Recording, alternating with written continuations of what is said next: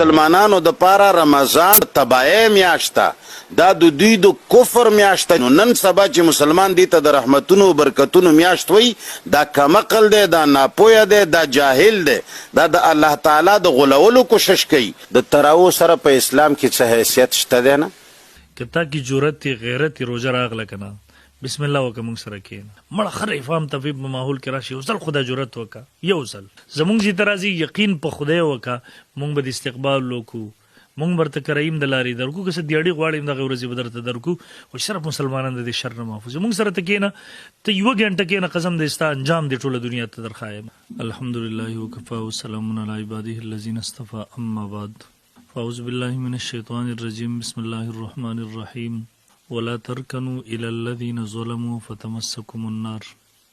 انتہائی محترم اوریدونکو کتونکو 11 مارچ 2024 ته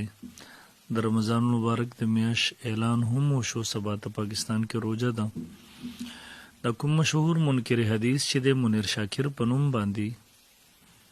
چې هغه خوځ د انکاری حدیث لاین عبور کړی د مخکې هغه د الحاد په دروازه ولاړل چې هغه غنو متواتراتو انکار کوي انتهائی ګستاخه